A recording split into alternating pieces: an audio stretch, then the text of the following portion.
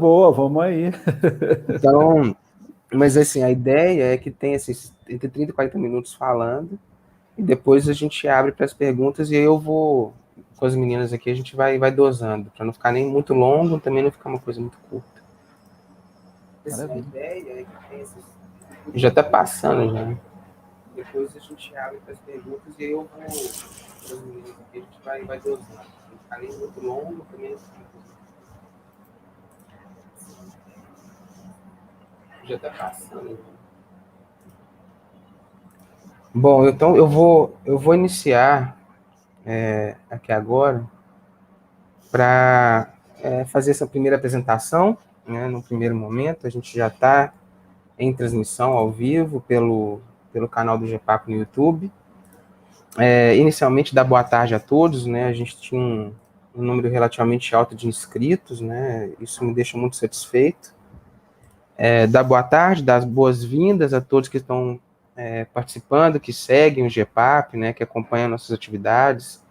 O GPAP faz uma atividade de pesquisa e divulgação bem interessante. A gente tem, a partir do ano de 2020, a gente deu uma guinada nos boletins, do site, né, as meninas cuidam muito bem das redes sociais, e então a gente tem, né, no site vocês podem encontrar os boletins do GPAP, a gente tem um leque enorme de temas que são tratados no GPAP, mas antes de fazer a propaganda do GPAP, né, ver o pessoal que está entrando aqui, já tem um bocado de gente, né? Aqui eu estou vendo mais de 20 pessoas. Agradecer, então, a presença de todo mundo. Muito satisfeito de ver a participação de vocês todos aí. Eu vou fazer um agradecimento especial à equipe que montou esse nosso primeiro evento, né? A equipe do GPAP está se tornando cada dia que passa maior, o que é sensacional, porque a gente sempre precisa de braço para poder ajudar a gente nas tarefas. Mas em especial a Aline, Giovanni e Poliana, né? Aline e acho que a Poliana também, foram quem fizeram contato com o Paulo. Daqui a pouco eu vou fazer a devida apresentação, né? Estou fazendo de uma maneira muito pouco formal, mas a ideia é essa mesmo. Né? Fazer um agradecimento sério a esse pessoal que tem feito muito, a atividade tem sido muito séria, muito contínua para o pessoal do GPAP, né? Eu estou mencionando aqui os três nomes, a Alina, Giovanni e Poiano, mas tem todo um grupo, né? Que é o grupo de gestão, tem um outro grupo que é o grupo de redes sociais, de mídia. Então, um agradecimento muito, muito carinhoso a todos vocês. Um agradecimento também, esse agradecimento mais especial ainda, para o Paulo, né? Paulo Menechelli. O Paulo é o nosso primeiro convidado, né? Esse é o primeiro evento do GPAP sendo transmitido pelo nosso canal do YouTube. Né? Então, é o primeiro GPAP Convida, como as meninas chamaram, né? E a criatividade é toda delas, tá, gente? Então, todos os méritos vão para a Aline, Giovanni e Poliana, que pensaram nisso. Agradecer muito ao Paulo pela presença, e eu vou fazer uma breve apresentação do Paulo, não vou gastar tempo lendo o currículo do Paulo, mas o Paulo Menechelli é graduado em Direito, né, fez mestrado em Relações Internacionais pela UNB, se não me falha a memória, o Paulo foi orientado pela Daniele Beccar, né, e agora no doutorado continua, né, temos a Dani como orientadora, o Paulo é doutorando também pela UNB. Como que funciona esse nosso primeiro evento aqui do GPAP? Eu vou, assim que eu terminar essa fala inicial, eu vou passar a palavra para o Paulo tem aí seu tempo para poder fazer a exposição, e a partir do momento em que o Paulo encerrar a exposição, e aí, Paulo, fica completamente à vontade para poder falar no seu tempo, sem nenhuma pressa, nenhum desespero. E depois disso, a nossa ideia é que a gente receba perguntas do público, né? E o pessoal que está assistindo vai encaminhando para a gente as perguntas. O pessoal que está trabalhando aqui no backstage vai começar a selecionar as perguntas e a gente vai encaminhando para o Paulo. Eu acho que o ideal é que a gente vá selecionando pergunta por pergunta, porque fica mais fácil, né, para o Paulo responder, não vem aquela enxurrada de perguntas que deixa todo mundo louco. Então é mais tranquilo a gente ir selecionando uma pergunta por vez, o Paulo vai falando, vai comentando, a gente tem uma equipe aqui para poder fazer essa seleção. E aí, só para poder terminar essa minha parte inicial, a gente está inaugurando essa página do GPAP, né, no YouTube do GEPAP com esse primeiro evento, mas a gente já tem alguns eventos programados. Já vou avisando que a gente tem um evento para início de maio, né, a gente vai trazer um professor da UEPB, professor Fábio, e um grande amigo nosso, que é pesquisador, conhecedor profundo daquela região de Mianmar, Tailândia e Bangladesh, né, que é o Nivaldo. A gente vai trazer o Nivaldo, que morou 18 anos na Tailândia, conhece aquela região como ninguém, tem, inclusive os idiomas, né, tem vivência naquela região. Então, lá no mês de maio, a gente vai ter esse segundo evento, e a ideia é que a gente tenha uma continuidade disso, pelo menos um evento por mês, né, pelo menos, mas se oportunidade demais a gente vai avisando. Pedir para todo mundo acompanhar a gente, né, nas redes sociais. Eu sou pouco ativo, mas tem uma equipe muito boa de controle nas redes sociais, e o site com os boletins, com os informes, né, e vai acompanhando o pessoal do GEPAP, porque é uma equipe muito boa. Eu fico muito satisfeito de ter conseguido juntar um pessoal tão bom, e é um pessoal que acompanha minhas loucuras, né, de vez em quando eles me colocam o pé no chão, e isso é sensacional, né. Bom, feitas essa fala inicial, fui rápido, como eu havia prometido, eu vou passar a palavra para o Paulo, já de novo agradecendo, viu, Paulo, pela disponibilidade, por aceitar o nosso convite, ser o nosso primeiro convidado no nosso evento, é uma satisfação enorme. A gente estava aqui conversando antes, inclusive parte da conversa vazou para o ao vivo aí, mas é isso mesmo, é a primeira vez a gente está aprendendo, fazendo e aprendendo. Então é isso. Eu vou parar aqui, vou passar a palavra para o Paulo. Tem uma apresentação que vocês vão ver aí, a Helena vai colocar. E, o Paulo, qualquer coisa, eu vou ficar com o microfone fechado, mas eu estou acompanhando aqui, então só me falar. Beleza. Okay? Espera aí que eu só vou colocar a tela. Não, deixa eu me apresentar primeiro, antes que senão eu não vejo mais ninguém, não vejo mais... Primeiro, muitíssimo obrigado. Fico super honrado de ser o primeiro convidado para o GEPAP Convida. Que legal. E eu fico ainda mais feliz porque eu sou super fã também do trabalho de vocês, venho acompanhando nas redes, acho muito, muito divertido ver mais gente, por exemplo, se interessando pela questão da diplomacia cultural, de debates sobre cultura, debates sobre cinema, dentro das relações internacionais, que é um tema que eu particularmente sou bastante empolgado com ele, e fico feliz de ver mais gente chegando já levando isso para frente. Então, muito obrigado, professor Alexandre, e também Giovana, Aline, Poliana, que entraram em contato comigo sempre, mandaram tudo. E hoje eu acordei e tinha uma apresentação no Instagram cheia de efeitos. O povo é muito, muito profissional, né? Essa juventude cheia de artes, eu acho isso demais. Mas muito obrigado, viu? Fico muito feliz e muito honrado mesmo. Bom, eu vou fazer o seguinte, eu preparei uma pequena apresentação só porque eu gosto de mexer com imagens, como eu estou falando de cinema e tal, então eu vou projetar para vocês. Eu vou fazer o seguinte, eu vou sair falando, então eu tenho essa apresentaçãozinha, e aí depois a gente abre espaço, quem tiver dúvidas e tal.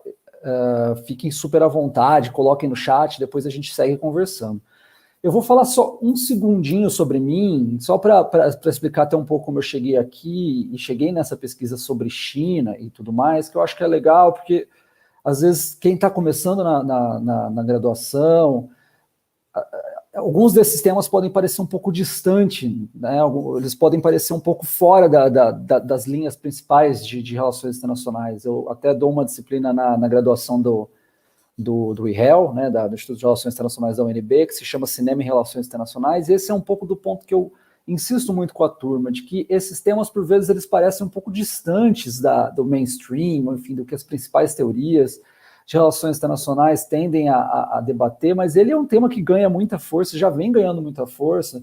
Então, por exemplo, tem esse livro aqui que é muito legal, não sei se vocês estão me vendo direito, mas é um livro de 2012, escrito pela professora Mônica Lessa e pelo professor Hugo Supa, organizado por eles, com textos de muitas pessoas, super legais, e o livro é lá de 2012, falando dessa dimensão cultural das relações internacionais, e lá, o prefácio, que é do professor Antônio Carlos Lessa, já dizia, esse é um tema muito desenvolvido no exterior, mas que ainda precisa avançar muito no Brasil e tal, mas de 2012 para cá, isso tem ganhado muita força, então é um tema que tem cada vez mais textos legais sendo produzidos, desde o pessoal da graduação até mestrados, doutorados. Hoje de manhã, o professor Felipe Loureiro, lá da USP, né, do Instituto de Relações Internacionais da USP, compartilhou até um mestrado do orientando dele, estudando cinema e as políticas do Reagan, enfim. Então, assim, tem muita coisa legal sendo feita, dá para seguir esse caminho.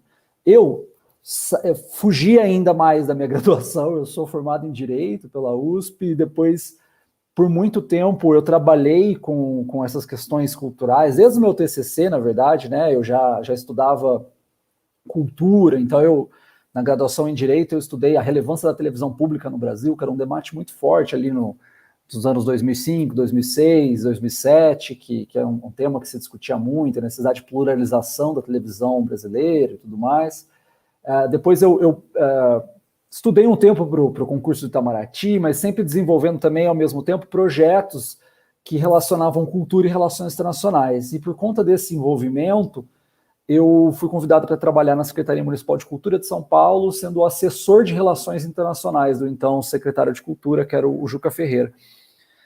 E trabalhei 2 anos por lá, 1 ano e meio, quase 2 anos, assessorando o secretário municipal de cultura justamente nessa interface com outros países. Então, essa ideia da diplomacia cultural colocada na prática, uma paradiplomacia cultural, no caso, porque era um ente, né, era a cidade de São Paulo, mas mesmo assim, essa relação com outros estados é uma relação cultural. Então, a gente fez, sei lá, a maior exposição da cultura maia que já foi feita até então fora do México. Então, esse contato com as embaixadas, com museus em outros lugares, para trazer cultura para cá, né, cultura mesmo, a peça cultural, e promover debates sobre isso, integrar, fazer intercâmbios. Isso tudo sempre me fascinou, e ver isso na prática foi muito incrível.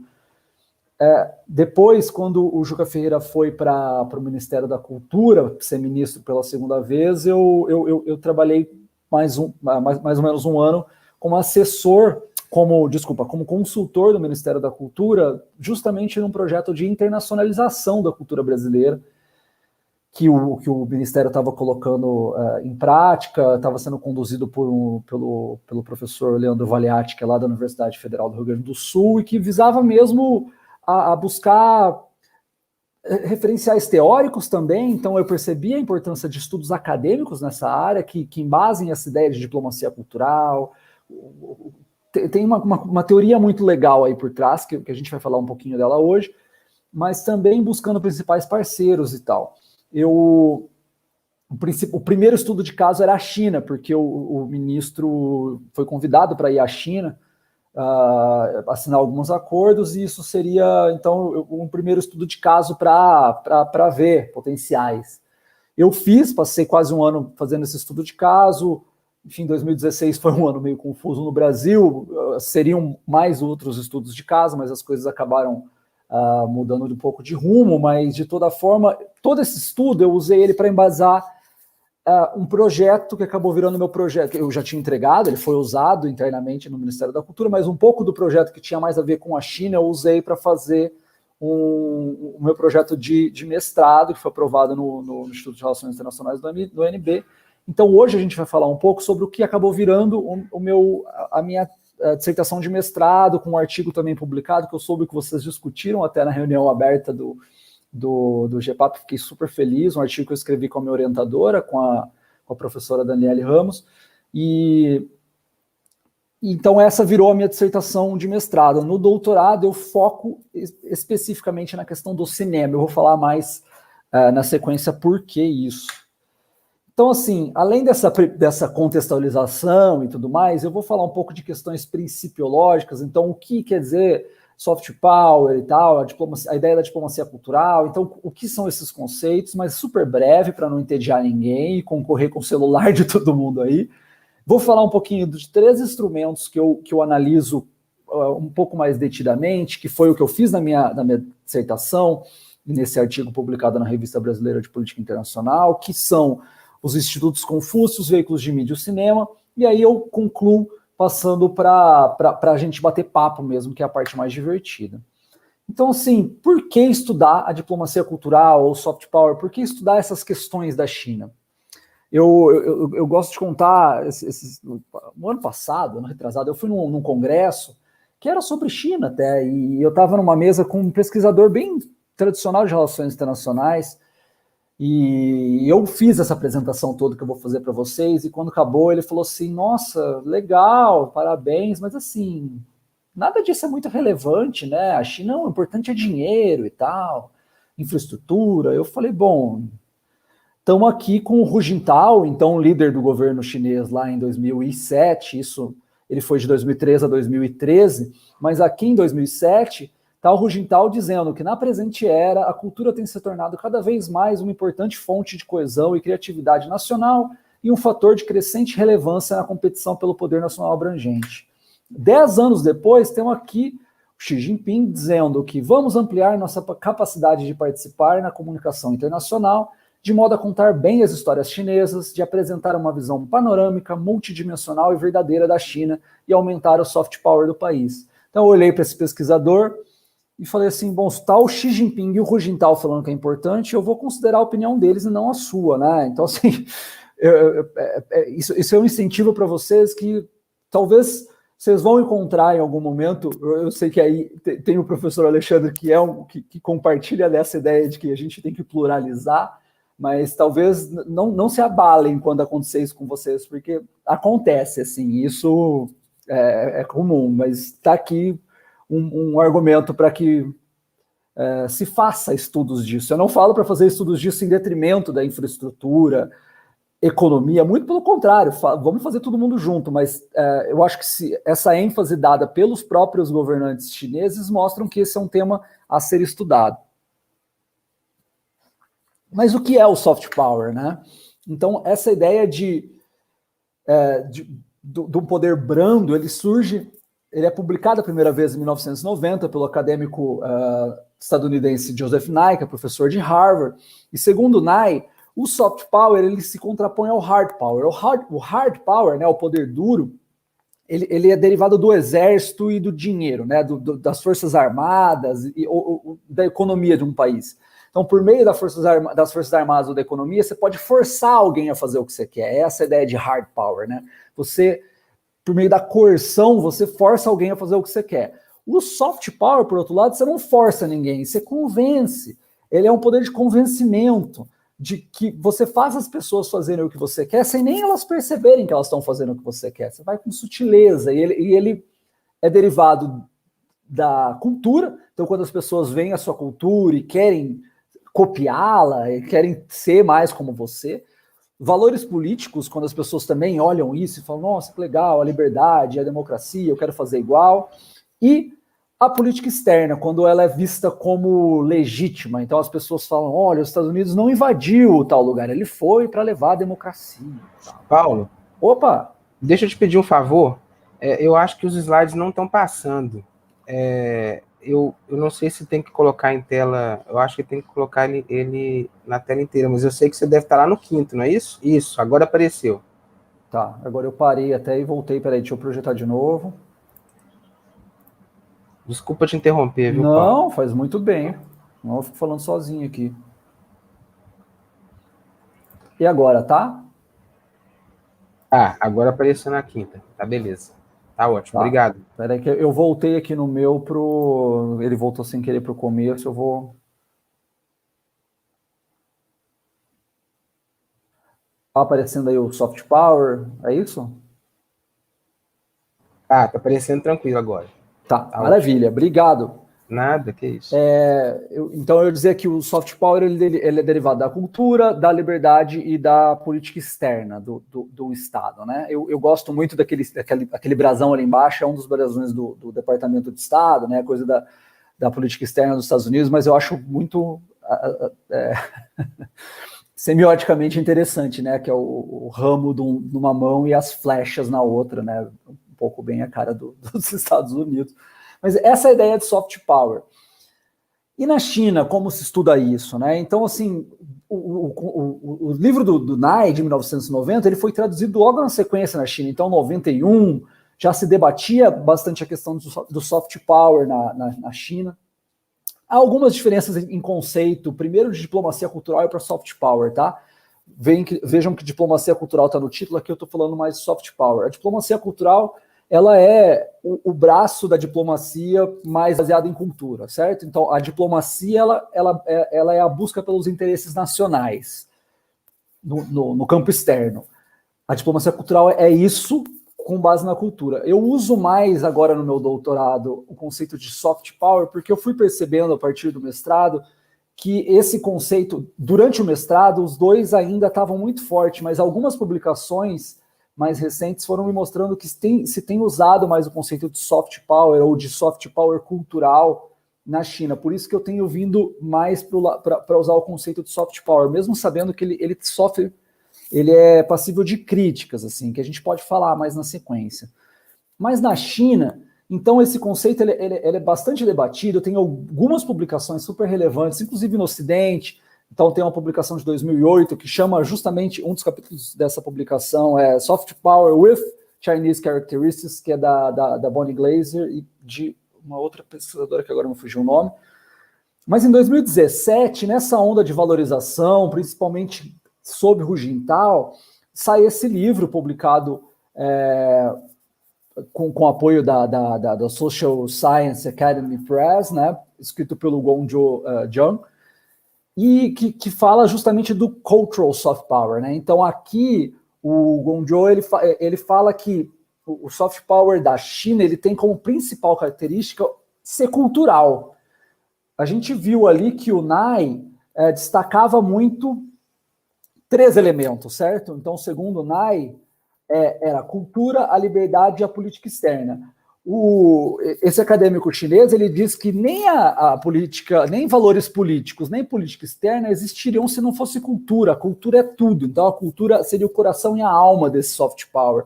Por isso que ele destaca o elemento cultural desse soft power. Ele fala que a visão de cultura do Nai é muito estreita, segundo esse acadêmico. E o ano passado foi publicado esse livro muito legal, editado pelo professor Kingsley Edney, professor Stanley Rosen e a professora Yin Zhu, que se chama justamente Soft Power of Chinese Characteristics, China's Campaign for Hearts and Minds. Tem um capítulo específico sobre Institutos Confúcio, tem um capítulo específico sobre mídia, sobre cinema, é muito, muito legal.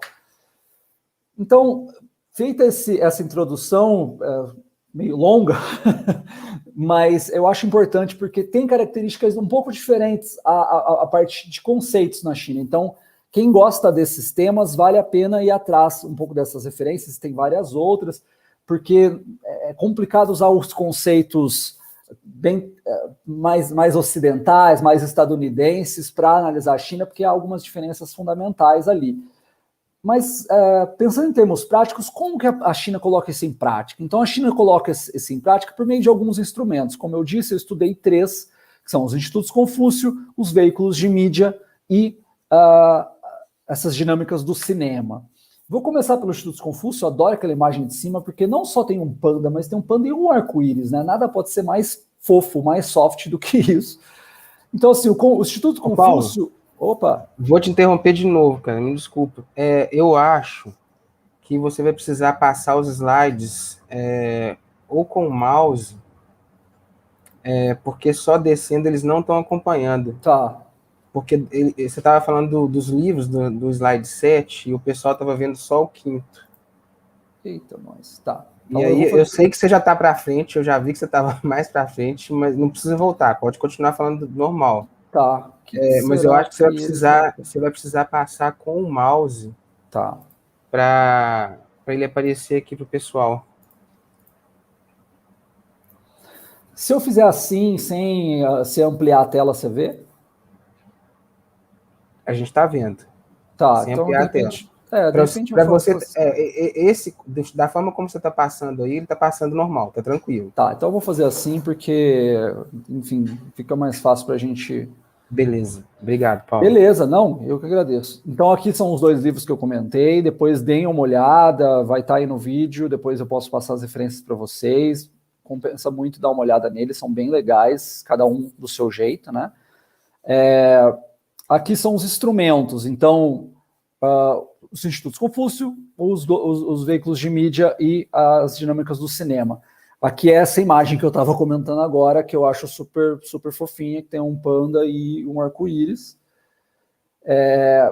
Então, o que são os Institutos Confúcio? Talvez vocês todos já conheçam, todas já conheçam, mas eles são um instituto cultural muito baseado, é um modelo bem tradicional de fazer diplomacia cultural, então eles são muito baseados no modelo do Instituto Goethe, do Cervantes, da Aliança Francesa e tudo mais. Só que ele tem uma diferença bem característica da China, né? Então, o Instituto a Aliança Francesa, por exemplo, ela tem 120 anos, o British Council tem 80 anos. Em 16 anos, né, então a primeira unidade do Instituto Confúcio foi criada em 2004, em Seul, na Coreia do Sul. De lá para cá, então em 17 anos vai fazer, os Institutos Confúcio passaram todos esses outros institutos. Então, ele já está em mais de 134 países e regiões, e ele já tem mais de 1.000 unidades, contando Instituto Confúcio, Sala de Aula Confúcio. Então ele já superou a Aliança Francesa e o British Council com, sei lá, esses têm mais de 100 anos de existência, e superou tudo isso, né? Esse modelo chinês de expansão bem acelerado. Isso acabou gerando algumas controvérsias. Eu não vou entrar tanto nelas aqui por enquanto, mas se alguém quiser, depois a gente pode debater isso também. Falou só rapidinho da América Latina, ele está presente em muitos dos países, então um desenho aí pensando numa América Latina com 21 países, ele está presente em 15, né? Então atende mais de 50 mil alunos. Tal. E essa presença ela é tão marcante que foi criado, inclusive, um centro regional dos Institutos Confúcio para a América Latina. Tem o objetivo mesmo de fazer pontes aí entre a cultura chinesa e a cultura latino-americana. No Brasil são 11. Então, o último foi inaugurado há 2 anos na Universidade Federal de Goiás, que ele tem uma característica curiosa, que ele é um Instituto Confúcio com foco na medicina tradicional chinesa, que é bem interessante. Então, as atividades são bem tradicionais de diplomacia cultural. Então, workshops sobre Confúcio, sobre caligrafia chinesa, apresentações de teatro, festival de arte, apresentações de dança, de poesia e tal. Então é um modelo bem tradicional. Ele tem, como eu disse, algumas polêmicas envolvendo, muitas dessas críticas vêm, inclusive, dos Estados Unidos. A gente teve uma repercussão no Brasil recente, inclusive pelo ambiente político e tal. A gente pode falar disso na sequência, mas a ideia era fazer uma apresentação mais geral para vocês. Depois eu vou falar brevemente dos veículos de mídia. Então, assim, a China tem alguns grandes veículos de mídia. Por exemplo, eu trouxe nessa telinha um resuminho dos logos aí de cada um deles. Então, no centro, por exemplo, a gente tem a Xinhua, que é uma das... Enfim, todos eles têm uma característica de ser poli, né? Eles fazem muitas coisas. Eles têm site, mas também tem canal de TV, enfim. A Xinhua, por exemplo, ela já está presente todos esses passaram por um processo muito intenso de saída da China, começando ali a partir de 2010, principalmente, porque houve uma percepção de que, na época das Olimpíadas, principalmente, né, das Olimpíadas em 2008, que a China não conseguiu tanto passar as narrativas dela, então ela ficava muito refém das narrativas das mídias internacionais. Então, começa um esforço muito grande de going out dessas mídias, né, de expansão para fora do país dessas mídias. Então, hoje a Xinhua, por exemplo, já está presente em mais de 180 escritórios internacionais. Ela transmite em 8 idiomas, incluído o português. Então, eu vou super breve para vocês, mais para dar uma geral. A CGTN, que é a China Global TV Network, dentro da China, a CCTV, né, fora ela ganhou esse nome mais global. Ela transmite também em 6 canais, 2 em inglês, em outros 4 idiomas, ainda não transmite diretamente em português, mas ela alcança um público de 1,2 bilhão de pessoas, então ela é considerada a maior transmissora do mundo. A China Radio International, a rádio chinesa, ela transmite em 65 idiomas, incluído o português, e ela é considerada hoje a 2ª maior rádio do mundo, atrás somente da BBC. Então, assim, aí o China Daily, Global Times, são veículos mais de mídia impressa, e também, enfim, sites e tal, mas mais de notícias. Então, todos eles têm essa característica de expansão, de publicar em muitos idiomas e tal. eu acho um ponto legal de mencionar é que, por exemplo, eu falei ali do China Global TV Network, né, a CGTN. A CGTN, por exemplo, em 2012, criou o CGTN África, em Nairobi, no Quênia. Então, promoveu ali uma certa integração, um certo intercâmbio entre jornalistas da China e do Quênia especificamente, mas da África no geral, dos países vizinhos, e que fez com que ela tivesse uma aceitação bem grande ali. Ela é bem recebida em diversos países, também, ali do continente africano. Então, assim, tem alguns temas interessantes para a gente depois debater, se alguém tiver curiosidade. Eu acho legal mencionar também que no ano passado, retrasado já, né, 2019, quando por ocasião da cúpula dos BRICS, que foi no Brasil naquele ano, 2019, foram assinados alguns acordos de cooperação entre o China Media Group, que é um grupo de mídia que foi criado para ser um conglomerado de todos esses que eu mencionei atrás, na maioria desses que eu mencionei atrás. Então, o China Media Group fez alguns acordos de cooperação com o Grupo Bandeirantes,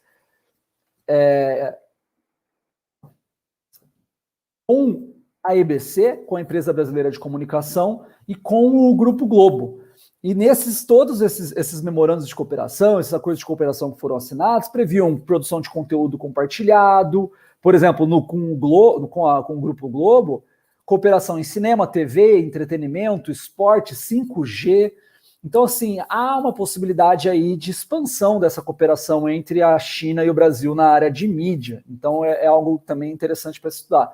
Eu trouxe ali aquela imagem rapidinho, talvez tenha ficado pequeno para vocês aí, mas era só para mostrar o tamanho do que é o China Media Group. Então, ele tem mais de 47 canais de televisão, 162 países, enfim, 44 idiomas, é muito grande. É considerado o maior conglomerado, né, maior organização de mídia do mundo em escalas de produção. Então, é interessante pensar nesses números gigantescos que tem ali, né?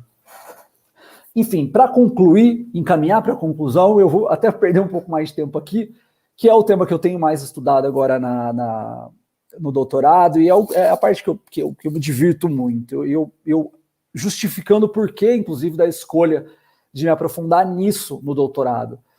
Diferentemente dos outros veículos que a gente viu acima, então os Institutos Confúcio e os veículos de mídia, é muito fácil, no caso daqueles outros, numa concorrência com os Estados Unidos, pensemos, tá? Então a China e os Estados Unidos estão em concorrência muito grande agora, há um tempo já, mas agora, enfim, sob Trump, pensemos, então.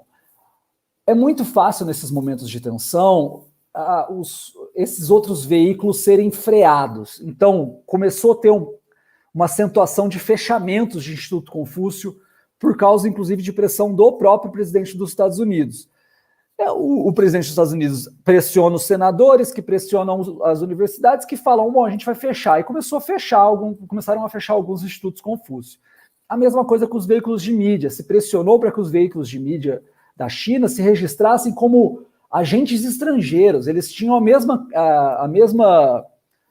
status dentro dos Estados Unidos do que uma embaixada, do que um consulado, o que não é o caso dos outros veículos de mídia. Eles tinham um tratamento diferenciado, que tornava mais difícil acesso a algumas questões e tal. Então, assim, você consegue coibir. Com o cinema, a dinâmica é diferente. O cinema, há uma interdependência entre a China e os Estados Unidos, a China e Hollywood, que torna esse caso mais interessante para a gente analisar. Então, por exemplo, nessa tela é um resuminho do que eu vou querer falar com vocês na sequência, que tem aqui um pouco de tudo. Então tem, por exemplo, a de cima da esquerda, que tem um time ali, o Brothers in Arms, é um frame de dentro do filme Perdido em Marte, que também que é de 2015, é um filme completamente de Hollywood, não tem participação da China nem na produção, nem no financiamento, em nada. E mesmo assim, o Matt Damon fica perdido em Marte, né? Ele fica abandonado em Marte. Quem salva o mundo de um jeito bem curioso é a China. E aí tá a capa dessa revista Time, né, fictícia de dentro do filme, mas com a China ali salvando, uma bandeira da China, uma bandeira dos Estados Unidos e tal. Então essa ideia de que a China começa a ajudar a salvar o mundo, e a gente vai ver mais porquê disso. No meio a gente tem uma coprodução, que é a Grande Muralha, já vou falar dela na sequência. Abaixo a gente tem Homem de Ferro 3, que é uma produção totalmente norte-americana, mas para a qual foram feitas 2 versões, uma versão para a China e uma versão para o mercado internacional. Então esse frame aí é da imagem da China, a gente não viu isso, dá para ver no YouTube, mas assim, o Homem de Ferro vai brincar numa escola com crianças chinesas e tal. Enfim, tem várias coisas curiosas. Do lado é uma coprodução de animação, Kung Fu Panda 3 foi a primeira coprodução de animação. Ali ele está fantasiado de Homem de Ferro, só porque eu acho bonitinho essa imagem. E acima é uma imagem do Wolf Warrior 2, né, que é o Lobo Guerreiro 2. Eu vou falar mais disso detidamente, que é essa tentativa da China de fazer produções com apelo global, os seus próprios blockbusters. Então, começando pelas coproduções, por que se faz coproduções, para começar? Então, a China, desde 2016, ela é o país com maior quantidade de salas de cinema do mundo, e desde o ano passado ela é o maior mercado de cinema do mundo, em bilheteria, em renda mesmo de bilheteria e de filmes. Esse tamanho desse mercado gera um interesse de atores globais, principalmente de Hollywood, que é quem faz esses grandes filmes que precisam de uma grande bilheteria para ter lucro. A China, tentando defender esse mercado e proteger esse mercado, ela trabalha com um sistema de cotas, então ela limita a entrada de filmes. Atualmente se trabalha com um número de 34, que está sendo renegociado e tal, mas trabalhamos então com esse número de 34, há uma limitação de 34 filmes estrangeiros. Um destaque aqui que vale ser feito: a China é o único país do mundo que faz isso? Não. Muitos países do mundo fazem e fizeram isso. Um exemplo recente, por exemplo, seria a Coreia do Sul. Mas assim, o Brasil está discutindo fazer isso agora, a Espanha já fez isso por muito tempo, os países europeus têm uma tradição de fazer isso. Então assim, não é a China especificamente só que faz isso. O tamanho do mercado da China faz com que as pessoas prestem mais atenção nisso. Mas um dos caminhos que a China oferece para passar, né, para desviar desse limite imposto por essa cota é justamente fazer coproduções. Essa primeira coprodução, grande coprodução, que foi em 2016, foi a Grande Muralha, ela foi... houve muita antecipação, muita expectativa sobre o que fosse sair dali. Então chamaram o Jia Jianke, o Jia Jianke, eu falei num evento ontem sobre ele, tô com ele na cabeça. Chamaram o Zhang Yimou para ser o diretor. O Zhang Yimou é um grande diretor chinês que ganhou prêmios internacionais, então ele é conhecido muito na China e fora da China. Astros atrizes e atores famosos, tanto da China quanto de fora, e um super orçamento, que eu já vou falar o valor na sequência. Então todo mundo estava super com expectativa. A China, porque se tinha uma expectativa que ela ia conseguir começar a contar histórias globais e tal, e o Hollywood porque ia ganhar muito dinheiro. Só que o filme foi um fracasso de público e de crítica, e se colocou em questão, inclusive, o próprio modelo de coprodução, porque falou, gente, de repente não vale a pena fazer esse tipo de investimento, porque essas traduções, né, você quer agradar todo mundo, de repente não agrada ninguém e tal. Então o filme ele custou 171 milhões para fazer, e ele perdeu 75 milhões de dólares, né, de bilheteria. Então se colocou em dúvida, só que no ano seguinte a gente teve um desses blockbusters de verão, bem bobinho, que se chama Mega Tubarão, e que fez um grande sucesso de bilheteria. Eu gosto daquela matéria da esquerda ali, que foram entrevistar os diretores, falaram, mas por que fez sucesso? Eles falam que o filme é culturally sound, né? Ele tem consistência cultural. Eu fico pensando qual será que é essa consistência, porque como vocês podem ver ali, é um tubarão grande que come um tubarão um pouco menor, que come uma pessoa e, enfim, ela come indiscriminadamente chineses, japoneses, norte-americanos, coreanos, todo mundo que aparece no caminho. De repente é essa a coerência cultural. Mas, enfim, de fato ele fez um sucesso relativo ali. E um outro caso que eu acho legal também mencionar das coproduções ainda são as coproduções de animação. E essas sim elas vêm fazendo um sucesso considerável. Então a primeira coprodução de animação foi o Kung Fu Panda 3, que é de 2016, e para fazer o filme foi feita uma joint venture lá em 2012. A DreamWorks, que é quem produz a série do Kung Fu Panda, criou-se a Oriental DreamWorks, e fez o Kung Fu Panda 3, que foi um grande sucesso. E em 2019, a gente tem o Abominável, que é uma produção da Pearl Studios. A Pearl, ela é o desdobramento da Oriental DreamWorks. A China absorveu todo o capital norte-americano e virou a Pearl Studios. Então, o Abominável, ela é uma coprodução da Pearl Studios com o DreamWorks dos Estados Unidos. e fez um sucesso considerável. Também tem umas questões polêmicas, tem um mapa lá no meio que depois a gente pode conversar mais sobre isso.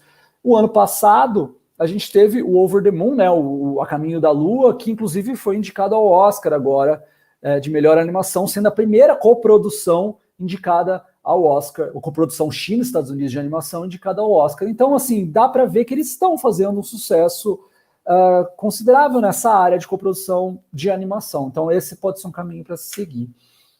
E aí, uma outra dinâmica dessa mesma conversa são esses filmes hollywoodianos que começam cada vez mais a contar histórias que agradem a China, seja a China salvando o mundo, ou não tratando temas polêmicos, considerados polêmicos na China. A ideia é um pouco baseada nesse livro da professora Annie Cocas, que é o Hollywood Made in China.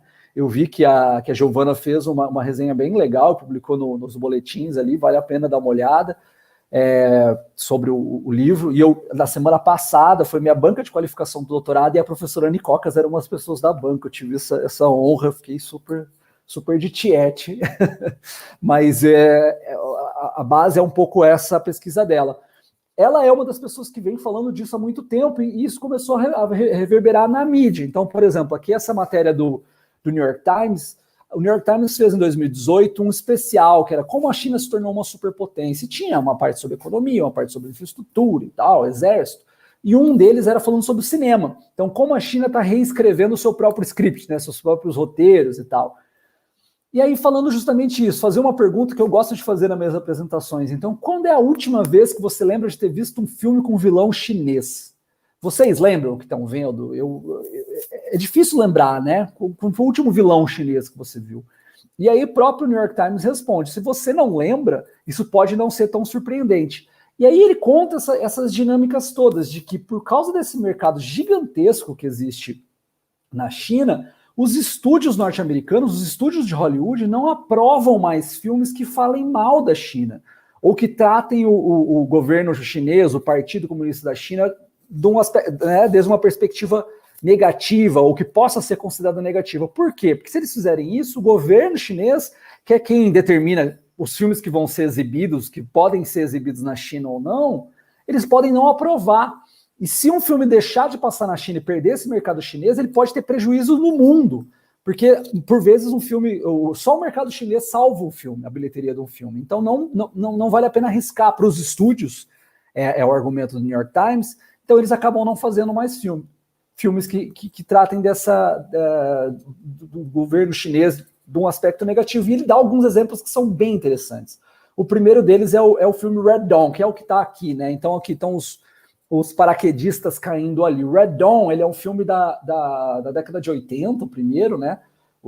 A versão que foi feita na década de 80, Patrick Swayze, o Charlie Sheen bem novinho e tal, e os soviéticos, né? A União Soviética manda os seus exércitos que invadem com a ajuda dos cubanos. É super patriótico ali, bem típico da Segunda Guerra Fria. E aqui nesse filme que começa a ser produzido em 2009, a China invadiu os Estados Unidos. Vaza o roteiro, tem uma repercussão do governo da China, o pessoal fala: gente, que invadiu o quê, tia? A gente é amigo, para com isso, tal. Com medo de perder o mercado da China, eles alteram digitalmente. Então vocês podem ver aquela imagem mais da esquerda ali, ela é ruim porque são as imagens que vazaram, né? Todos os símbolos que remetiam à China são alterados digitalmente, se gasta milhões e vira a Coreia do Norte que invade os Estados Unidos. Então percebam que há uma alteração da história toda. A Coreia do Norte que passa a invadir os Estados Unidos. Tem vários outros casos, tem, por exemplo, o Doutor Fantástico, em que o ancião da revista em quadrinhos é substituído pela anciã. Na revista em quadrinhos ele vinha do Himalaia, e daí tinha que falar do Tibete, vai dar dor de cabeça, tira isso. Então é uma anciã, é uma mulher branca, que é celta. Então deu uma confusão aí. Ali do Homem de Ferro 3, que na revistinha, no material original, o mandarim, ele era de fato um mandarim, né? Então chinês, super inteligente e tal, e no filme ele é interpretado por um ator, que é o Ben Kingsley. Então, assim, ele tem uma estética afegã, não tem mais nada de mandarim ali, mas mantém um nome. E tem um caso que eu acho que é bem interessante, é super bobinho, mas que é o caso do Pixels, que os Pixels iam tomar a vida e destruir o mundo. É uma animação bem de criança, assim, divertida, mas né, não é com tema polêmico. Os pixels tomam vida e começam a destruir tudo. Então eles destroem o Big Ben, destroem a Torre Eiffel e fariam um buraco na muralha da China. E aí aqui tem um e-mail que vazou quando hackearam a Sony há alguns anos, que tá um dos executivos da Sony falando, gente, veja bem, vai dar dor de cabeça, eu sei que é bobagem, mas assim, eu não recomendo, vamos tirar. E tiraram essa cena e colocaram, sei lá, os pixels fazendo um buraco, sei lá, no Coliseu, que já tem buraco mesmo. Mas assim, percebam que isso é interessante para a gente ver que não são os chineses censurando Hollywood, certo? São os próprios executivos das indústrias, dos estúdios hollywoodianos que se autocensuram preemptivamente, evitando qualquer dor de cabeça, mas assim, a China não está indo lá censurar, certo? E tem um caso recente que eu acho que também é muito ilustrativo dessas dinâmicas, que é o caso do Top Gun. O Top Gun, também da década de 80, tem ali o personagem do Tom Cruise, que é o Maverick, ele era super bonitão, jaquetona de couro, motoqueiro, tal, pilotava avião, e na jaqueta dele tinha os patches ali, né, as bandeiras. Então vejam ali na esquerda, que tem a bandeira dos Estados Unidos e das Nações Unidas, e embaixo uma bandeira do Japão e de Taiwan. No novo, removeram a bandeira do Japão e de Taiwan e colocaram outras bandeiras ali, que sei lá, uma parece a bandeira de Minas até. Isso deu muito o que falar, principalmente porque a Tencent, que é uma empresa chinesa, é uma das financiadoras, né, de quem está fazendo a produção do filme. Então, levantou suspeitas aí, inclusive de políticos norte-americanos. Então, aqui o Ted Cruz, que é um senador republicano pelo Texas, ele questiona isso, ele tenta passar o Script Act, né, que é um ato, uma legislação falando para os estúdios de Hollywood não cederem ao dinheiro chinês, e ele questiona isso, inclusive. Ele fala do Maverick, né, que é o personagem do Tom Cruise. Ele fala, que mensagem que passa se o Maverick, um ícone americano, aparentemente tem medo dos chineses? Ele perguntou para o Senado. Então, mostra um pouco como as coisas se misturam nos Estados Unidos. Ainda no ano passado, a Pan American lançou um relatório chamado Made in Hollywood Censored by Beijing, justamente pedindo que tivesse maior controle por parte dos estúdios hollywoodianos para não ceder para essas investidas de Pequim. E aqui eu faço de novo essa ressalva. Não é Beijing que está censurando ninguém em Hollywood, são os próprios estúdios hollywoodianos que estão se censurando, mas enfim, dá para entender a dinâmica aqui. Tivemos o caso de Mulan, que também deu muito o que falar, e a gente está esperando aí, em breve, sair o Shang-Chi, que vai ser o primeiro super-herói chinês da Marvel, então também tem umas questões que a gente vai precisar continuar observando. E aqui, encaminhando agora sim para a conclusão, eu quero falar desse caso, desse terceiro aspecto aí dessa dinâmica do cinema, que são os filmes globais chineses. Então, a tentativa de fazer blockbusters globais chineses. O caso paradigmático é o Wolf Warrior 2, né, o Lobo Guerreiro 2, que é o filme mais visto na história da China de todos os tempos. E logo que ele foi lançado, ele já foi nomeado como Rambo chinês, né? Então, algumas notícias aqui falando de que ecoa mudanças na política externa chinesa, que é essa política externa que está mais assertiva no mundo, que quer se mostrar mais valente. Então, agora a China finalmente tem o seu próprio Rambo, ultranacionalista, que tem agradado tanto o governo quanto o público e tal. Um outro ponto interessante para quem estuda relações internacionais é que esse virou o nickname, né? Virou o apelido da política externa chinesa, dessa diplomacia do Lobo Guerreiro, né? Então, tanto na CNN, Diplomat, tanto no Ocidente quanto dentro da China, então ali embaixo, o Ocidente se sente desafiado pela política externa, né? Pela nova diplomacia do Lobo Guerreiro. Então, mesmo dentro da China, se adequou esse termo para falar de uma política externa com base num filme. Então, assim, claro, ele é super patriótico mesmo. Quem não viu, eu recomendo ver, enfim, pode ser com uma experiência antropológica, mas eu acho interessante. Então aqui, ele é super patriótico, eu adoro essa, porque ele é o mastro da bandeira, né? Não é nada sutil. Mas assim, quem como eu cresceu vendo filmes de Hollywood sabe que Hollywood não é sutil também, né? Então tá aqui. Eu gosto da de baixo ali, que é o super-homem fantasiado da bandeira dos Estados Unidos, voando com a bandeira dos Estados Unidos. Tipo, não dá para ser mais gritante do que isso. E mesmo esse uso político de filmes também não é. Então aqui, por exemplo, várias referências recentes do Rambo, né? Então, mesmo o Rambo sendo super crítico por vezes ao militarismo dos Estados Unidos, tem algumas leituras nesse sentido, mas mesmo assim foi usado também essa imagem política. Então, para ver que nada é exatamente novo, e nem exclusividade da China, mas está dando muito o que falar. Um outro deles é o caso do Terra Deriva, que também está na Netflix, e é um filme que fez um sucesso também relativo, principalmente depois que ele foi incorporado para o catálogo global da Netflix.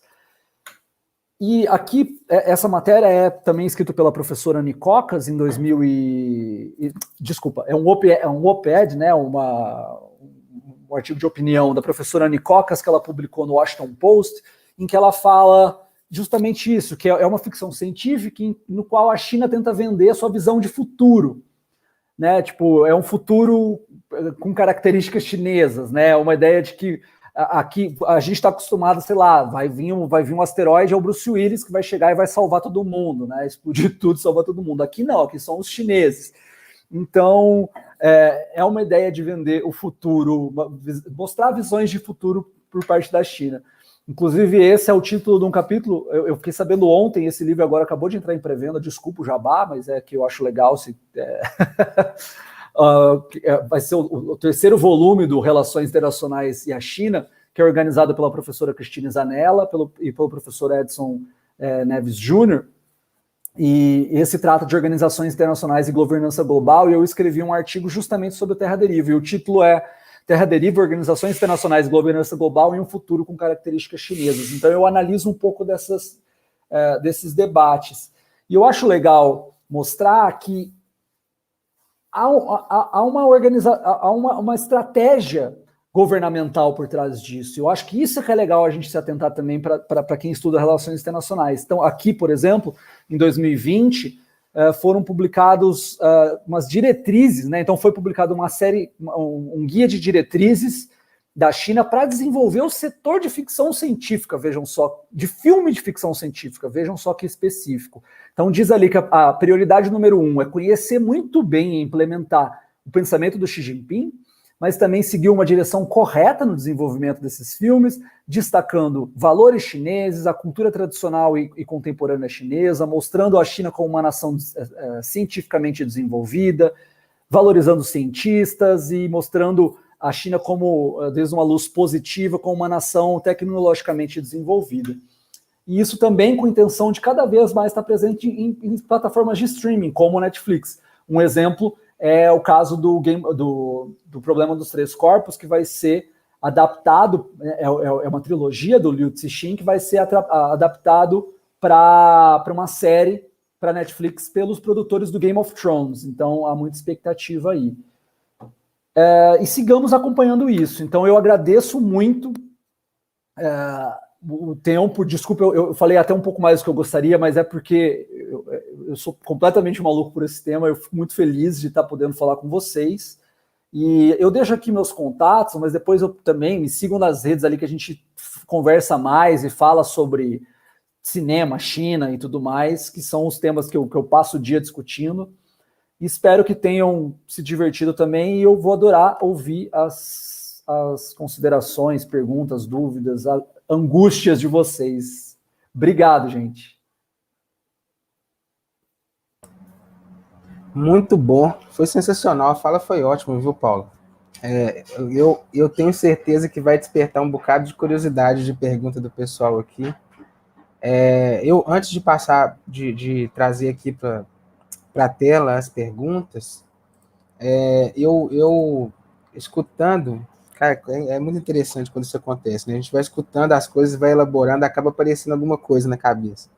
Eu me recordei que esses dias, eu não sou muito de televisão, mas eu estava vendo uma série, peguei aleatoriamente, por sorte, e também porque tem um pouco a ver com a China, então eu acabei vendo que o nome da série é Warriors, que é interessantíssimo, né? Porque eles mostram a fase de chegada dos chineses nos Estados Unidos, como eles aí é uma das poucas vezes em que eu vejo que eles tentam não fazer isso de forma ostensiva na série, mas os chineses são uma espécie de invasores, né? Assim como os irlandeses também são tidos, né? Os negros já é uma parte de segregação, mas é uma série que coloca os chineses como dominadores de espaço, e bem tentando caracterizar mal os chineses, porque assim, aonde eles chegam, eles começam a fazer estratégias de dominação. Então, na verdade, a série é sobre as gangues, né? Formações de gangues, se não me falha a memória, em São Francisco,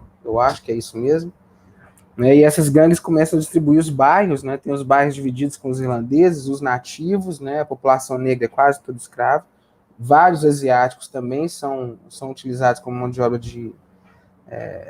mão de obra compulsória, né? São escravos. Mas eu lembrei que foi a última vez que eu pensei assim, mas onde tem algum chinês sendo tratado como um vilão ou alguém malquisto, né? Colocado numa situação assim, foi nessa série. Depois, ela não é muito antiga, né? Eu acabei lembrando dessa situação aqui.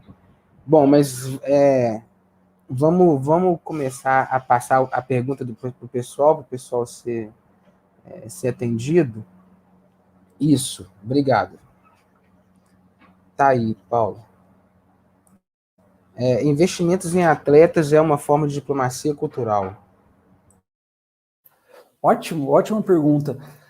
Tiago, só para eu. Peraí, fica aí a pergunta, por favor. Deixa eu responder o professor Alexandre, que esse ponto que você tocou. Várias pessoas me indicaram essa série. Inclusive, uma das coisas que eu apanhei na minha banca de qualificação, de já chorar minhas pitangas, foi que eu quis colocar a série junto nessa análise de filmes que eu vou fazer, e considerei cinema como imagens em movimento e série também. Por quê? Porque várias pessoas trazem séries recentes nesse caso. Então, o Warriors, eu ainda não vi, porque eu estava um pouco nesse surto da banca, mas também tem o Mr. Robot, que é uma série que tem uma coisa de hacker e tal, e que os chineses são retratados de um jeito bem curioso, tem uma coisa de uma cybermoeda, tem algumas questões muito interessantes ali de mining, de Bitcoin e tal. Então, assim, muitas séries têm retratado a China desde essa outra perspectiva. Eu ainda quero entender melhor por quê, mas foi por isso que eu até pensei, mas me falaram, eu fiquei convencido de que talvez meu corpus ficaria muito, né, eu não conseguiria alcançar e abraçar tudo isso. Então eu ainda estou pensando se eu vou manter ou não, mas esse exemplo das Chinatowns é um caso muito curioso. Eu até peguei aqui, eu vou compartilhar aqui no chat, eu não sei se esse chat é o de cá, eu vou tentar jogar lá no que eu não sei se consigo, eu vou colocar no nosso chat aqui. Eu escrevi um artigo que foi publicado no final do ano agora, em dezembro de 2020, na revista Interação, que é lá da Universidade Federal de Santa Maria, falando, se chama Estereótipos e Invisibilidades. Então, a construção do imaginário sobre China no Ocidente, por meio do cinema, um pouco por causa disso. Então, sei lá, eu sou muito fascinado por faroeste, por causa do meu pai, principalmente, que gosta muito de faroeste, eu sempre vi muito faroeste. Em alguns momentos desse oeste, 2/3 da população, por exemplo, a construção das ferrovias, 2/3 da população que construiu as ferrovias chegou a ser de chineses. E eu mal me lembro de um faroeste que mostre isso. Quando aparece chinês em faroeste, ele tem uma lavanderia, não há, enfim, eles são sempre muito marginais ali. E isso é um modo de invisibilização pela ausência, né? Você tira um desses personagens. Isso foi feito também com negros, né, com a população negra que era só colocada no papel de escravizada, de população de povos escravizados, com indígenas também, mas assim, o caso dos chineses, que é o caso que eu estudo, também é curioso. E o próprio exemplo das Chinatowns, né? Então, há uma migração muito grande para China, né, para os Estados Unidos, porque estava tendo uma rebelião, né, a Rebelião Taiping lá na China, né, no final da década de 1840, e eles começam a migrar, começam a achar ouro nos Estados Unidos. Então há uma imigração muito forte dos Estados Unidos para a China. E aí tem a Chinatown de São Francisco, que é a primeira, e logo 60, 70 anos, em 1872, há uma lei proibindo a imigração de chineses, que é uma das poucas leis dos Estados Unidos que é visando um povo, né?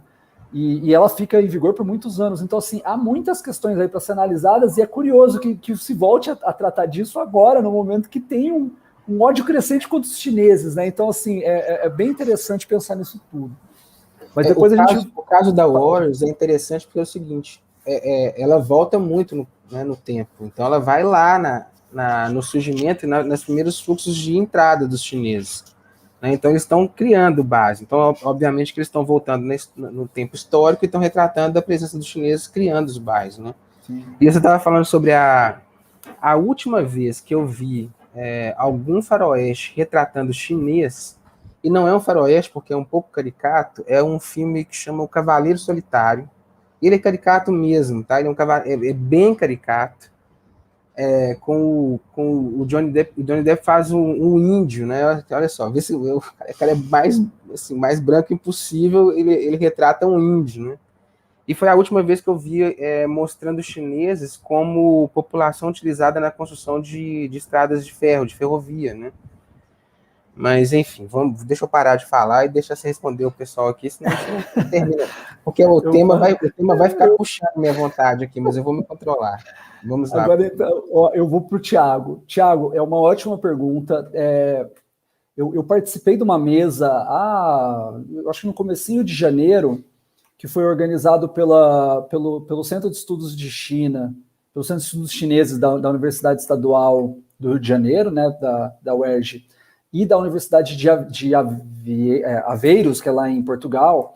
E eles organizaram um debate sobre soft power da China, e um dos palestrantes, que é o Emanuel Leite, ele estuda exatamente o caso do soft power por meio do futebol. E tem debates riquíssimos sobre isso. Ele tem publicado uns textos super legais. Esse mês saiu, na semana passada, saíram 3 artigos dele, um no Globo, até falando sobre essas questões. E eu considero que sim, tem bastante literatura sobre esporte como uma forma de soft power. E claro, cada um desses campos que você vai abrindo aí, você tem que fazer balanços, então, como diplomacia cultural, né? Então você tem que fazer balanços para pensar, porque assim, uma das questões do conceito de diplomacia cultural é que ela tem diplomacia no título. E diplomacia, por definição, ela é um ato governamental, certo? Mas o termo diplomacia cultural ele foi tomando dimensões maiores. Então, a própria Mônica Lessa, a professora Mônica Lessa, ela traz algumas literaturas que consideram que a sociedade civil pode contribuir muito com isso. Então, o governo dá um pouco de apoio, mas é a sociedade civil que avança alguns desses temas. A mesma coisa com o conceito de soft power. Inclusive, o Joseph Nye, ele fala que quando o governo entra no meio, deixa de ser soft power e passa a ser propaganda. Então, assim, tem algumas questões a serem observadas aí, porque o investimento, por exemplo, pensando numa bolsa do Brasil, bolsa para atletas, né, que o Exército tinha, aquelas confusões, que eu nem sei como é que ficou, porque parece que estava sofrendo corte, daí sim é um investimento privado, é um investimento público, mas também tem patrocínio e tal. Se a gente pensar em clube de futebol, por exemplo, a China estava com um monte de clube de futebol, com um monte de jogador brasileiro. Por vezes são investimentos privados, mas o governo faz um uso público disso também e tenta valorizar isso como uma forma mais de conhecer e de divulgar os seus aspectos culturais. Então, os próprios jogadores do Brasil, quando estão na China, o governo investe muito que eles falem chinês, que eles vão nas comunidades conversar um pouco em chinês, um pouco em português. Então, tem a coisa de fazer essas trocas, esses intercâmbios culturais. Então, eu considero que sim. É uma ótima pergunta, é um ótimo tema de pesquisa, inclusive. Dê uma olhada nos textos do Emanuel Leite, ele escreve bastante no Twitter, mas é só jogar na coisa que você vai ver. Tem essa live que a gente fez, a gente ficou 2 horas falando, foi bem legal, e a gente está organizando para levar ele na Observa China também, que é uma rede que eu faço parte, daqui um mês mais ou menos, aí eu divulgo para vocês, mas é um tema super legal para pesquisar. Ótima pergunta. Excelente.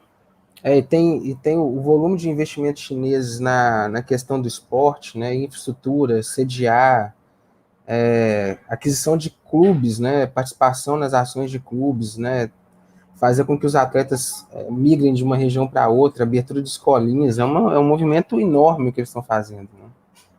Beleza. Pessoal, eu acho curioso, você me lembrou agora, falou de investimento e para sediar evento, então eles sediaram as Olimpíadas, né, em 2008, e isso foi considerado um super marco, porque a abertura foi incrível, aquela coisa de mostrar muito valor, muito poder e tal, e eles vão sediar agora as Olimpíadas de inverno, enfim, se não me engano, mas tem uma passagem, eu até tirei do slide para não ficar muito longo, mas tem uma passagem do Terra Deriva, em que a Terra está sendo destruída, enfim, né, ficção científica, após, né, vai acabar o mundo, e aí eles mostram algumas cenas na superfície, porque está todo mundo vivendo no subterrâneo, eles mostram algumas cenas na superfície, e aí eles passam por um estádio que seria as Olimpíadas de Xangai de 2044, então brincando justamente que em 2044 a Xangai sediaria mais umas Olimpíadas e tal. E aí se passa muito no futuro e o prédio está lá inteirão, porque as coisas da China duram, né, rapaz? Então,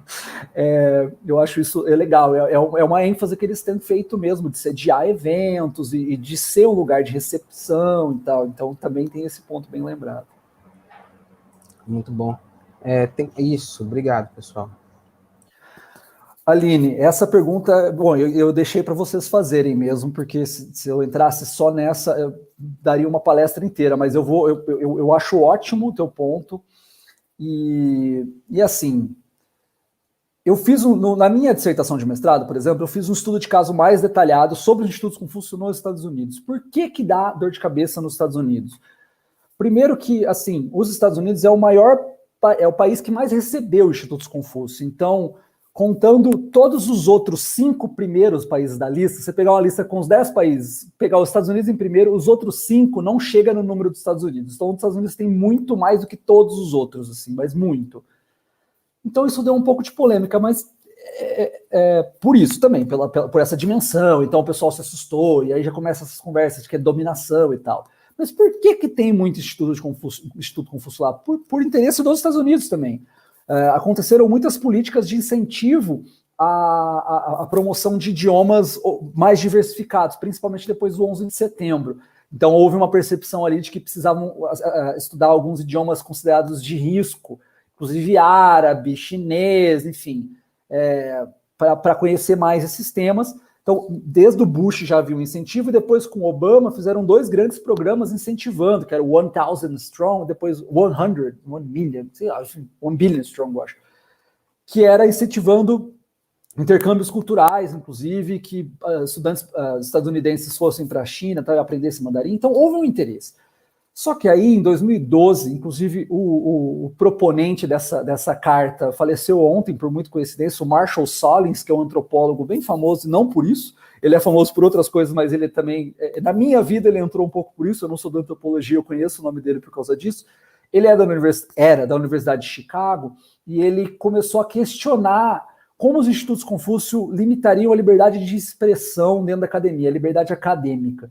E aí ele até conta de um modo meio anedótico que ele estava conversando com um colega dele, e dentro do escritório dele, sei lá, tinha alguma coisa do Dalai Lama, e ele fala, olha, se isso tivesse no corredor, será que poderia, tá? A gente tendo o Instituto Confúcio aqui também, será que o Instituto Confúcio não ia vetar a liberdade acadêmica? Só já está fazendo essas perguntas já significa que está limitando a liberdade acadêmica, porque se autocensura e tal.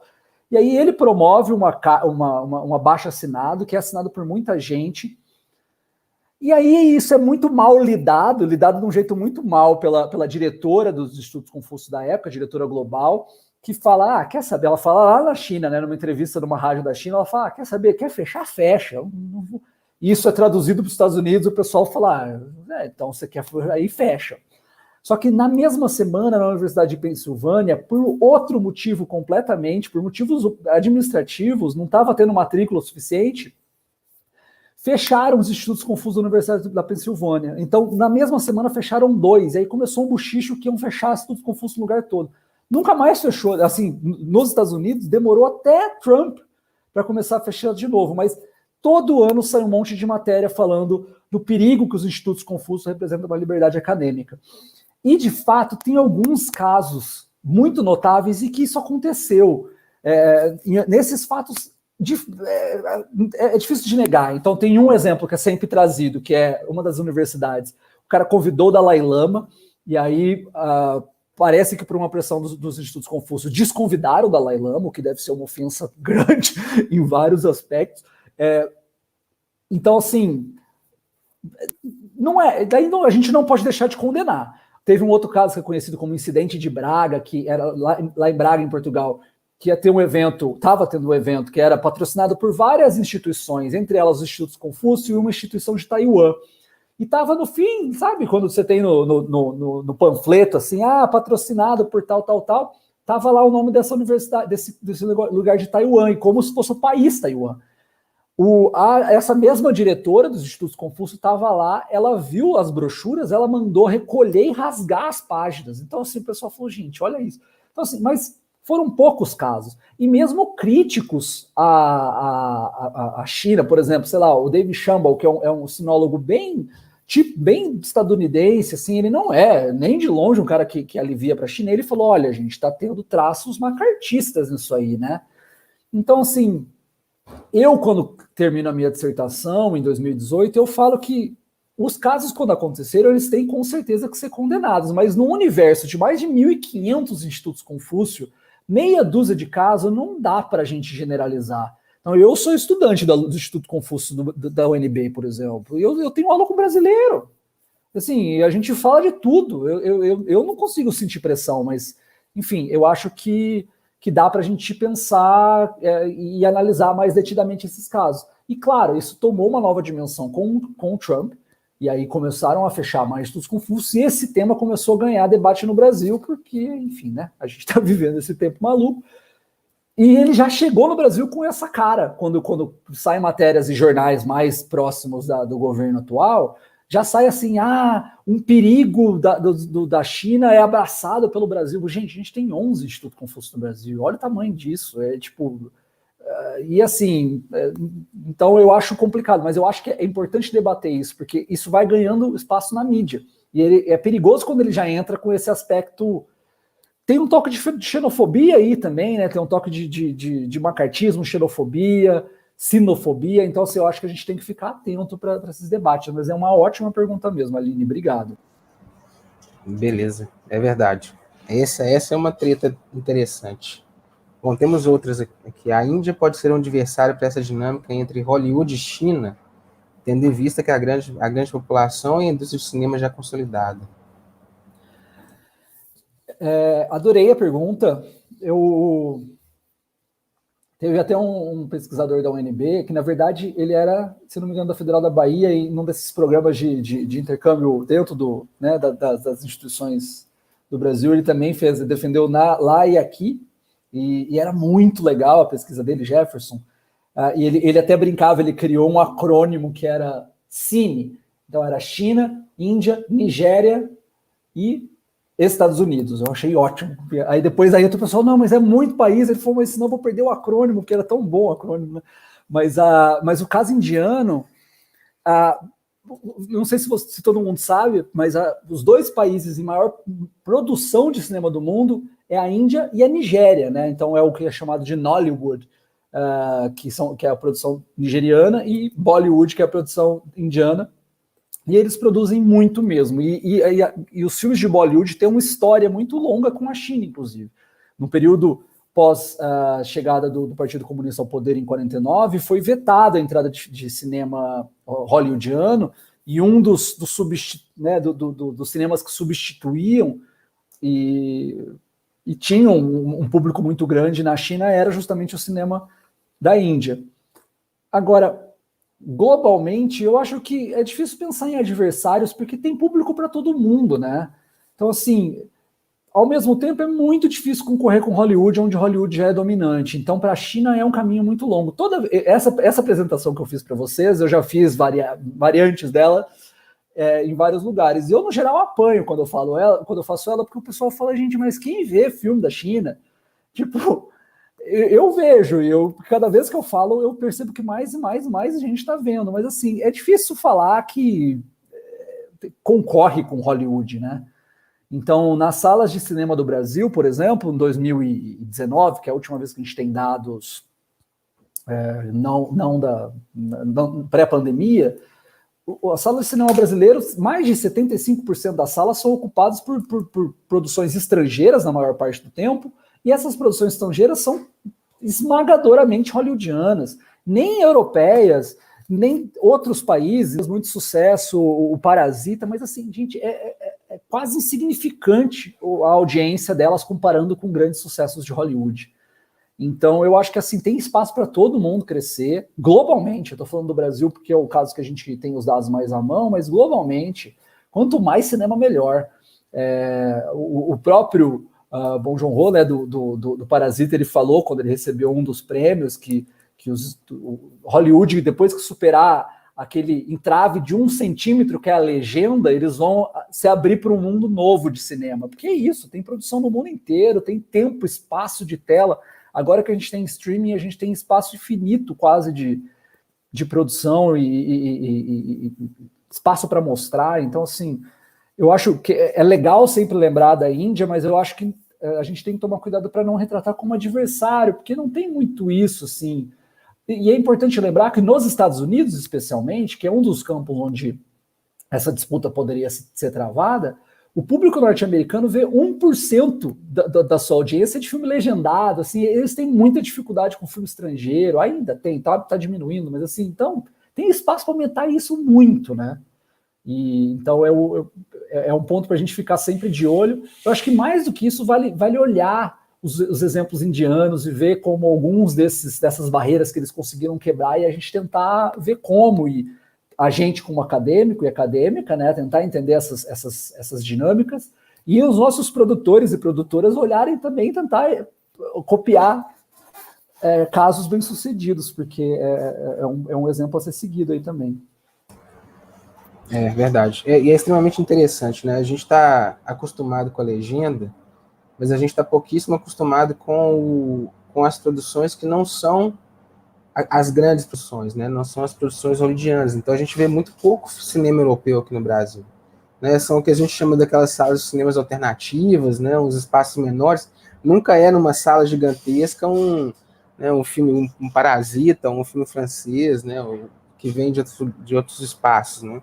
É extremamente interessante. E mais interessante ainda o desespero que os estadunidenses têm com a tal da legenda, né? É impressionante como eles não aceitam assistir filme com legenda. Enfim, Alane, existe alguma influência do soft power de outros países do leste asiático, como Coreia do Sul, no soft power chinês? Boa pergunta. Alane, aquele texto que eu mencionei, o Soft Power of Chinese Characteristics, até um dos debates, na introdução, eles falam bastante sobre isso, que os governantes chineses, eles estão, e os acadêmicos e acadêmicas, estão muito cientes da necessidade de apresentar melhor a China para o mundo. Então, se usa sempre uma imagem que eu acho bonita, que é dividir o penhasco, né, a distância que existe entre como a China se vê e como o mundo vê a China. Eu acho bem legal isso. E uma das imagens também, que o Michael Caine, que é um cara que estuda muito também a indústria criativa chinesa, ele sempre fala que a China está cansada de ser porta de entrada para produtos culturais, tanto dos Estados Unidos, mas também da Coreia do Sul e do Japão, muito fortes. E da Índia também, quando chega. Só que ela quer que isso comece a ser de mão dupla, ela não quer vetar a entrada dessas questões, mas ela quer exportar também. Enfim, todo país quer, né? A gente fala muito disso no Brasil, né? A gente precisa mandar mais para fora e tal. Então, assim, não é uma exclusividade da China, mas tem essa percepção de que há uma influência muito grande. Tem alguns casos bem curiosos do Japão, por exemplo. Começou a haver um interesse super grande pelos... Gente, eu nunca soube se pronuncia anime ou anime. Eu sempre pronunciei anime, mas esses dias começaram a falar anime, eu não sabia. Enfim, eu vou falar anime. Tem um interesse muito grande e por eles e por mangá, a ponto de começar a ter uma produção no Japão voltada direto para o público chinês, porque aí eles vão adaptando para temas mais próximos da China. Então, é bem interessante ver isso, né? A Coreia do Sul também, muito forte. Então, esses desenvolvimentos, os doramas todos sendo bastante feitos num modelo super parecido com os K-dramas, o K-pop com a variável do C-pop. Então, assim, há bastante disso. E há uma troca muito grande entre eles, inclusive um pouco por essa matriz cultural mais ancestral, enfim, sei lá, se derivada do confucionismo. Então, eu estou até escrevendo um texto sobre Belt and Road, então, e a partir da cultura. Então, ali naquele espaço, há essas bacias culturais, né? Então ali sim eles estão no espaço. Se para a gente fala, eu não entendo nada dessa cultura, ali eles todos se conhecem, se entendem também mais, né? Por causa de um passado em que as fronteiras eram mais fluidas e porosas. Então há uma troca muito grande, não só influência mútua mesmo, sabe? De intercâmbio. Então essas dinâmicas são muito legais. O meu projeto em algum momento poder ir para lá estudar isso mais a perto, mas vai saber quando nós vamos ter, né? Mas eu acho um tema super legal para analisar. Vale fazer estudos de casos sobre essas questões, inclusive, Alane, se você tiver interesse, porque, sei lá, muita gente gosta da Coreia do Sul e é legal ver o caso sul-coreano misturando com os outros, porque a Coreia do Sul é um caso incrível de investimento governamental, entender como essas dinâmicas puderam transpor a fronteira não só da Coreia do Sul para a Ásia, mas para o mundo todo, de um jeito muito interessante, e ver como está essa dinâmica na região. Eu tentei fazer no mestrado um artigo sobre os três, né? China, Japão e Coreia do Sul, mas precisaria estudar mais. Então, eu te incentivo. Bom, Coreia do Sul é um grande mercado.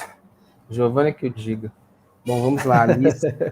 O cinema de Hong Kong pode trazer uma visibilidade para o mercado chinês ou há mesmo uma separação entre esses mercados? Isso é uma ótima pergunta, Alice.